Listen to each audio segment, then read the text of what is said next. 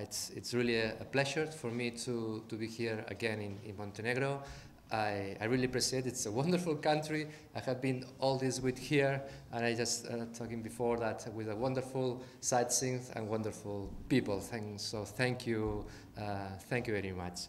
I just would like to, as Alexander asked me, I would like to explain what we are doing in accreditation process in Catalonia, and which is our experience, and I would like to just to translate some kind of tips or some kind of ideas that I think that could be useful for you, if you can take it.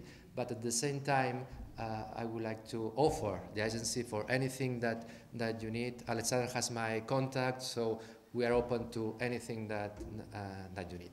We are ACU Catalonia. It's an agency, accreditation agency in Catalonia. This is more or less the numbers that we have, just to get an idea.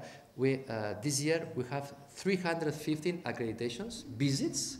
Okay, this is a lot with experts and so on. And this is how many validations, how many programs they are new on the system.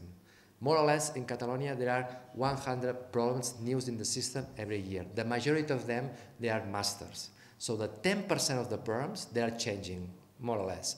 From 1,000, 10% they are changing, and the rest, they are just accreditation every 6 or 4 years.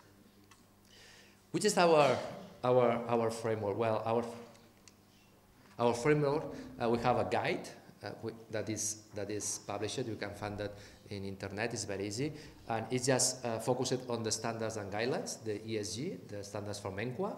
I assume that the majority of the agencies is very close. It's very similar. We have then the Spanish regulations. Then we have the Catalan regulations. Then they have some program regulations. For instance, medicine has its own regulations. They are included then. And then we have the international practice that we are focusing a lot on that. In fact, sometimes we are trying to skip a little the Spanish regulation and focusing on the international practice. Let's say, well, although the Spanish regulations say this, I'm trying to, if the wall is there going on this way, how to adapt to follow the rule, and we are always following the rule, but taking care of what they are doing worldwide.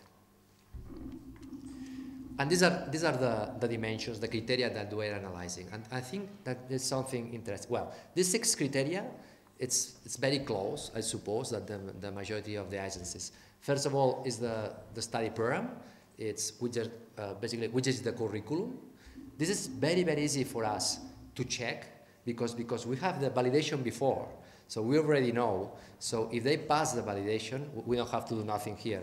It's already done. It's just the program. Second, the public information.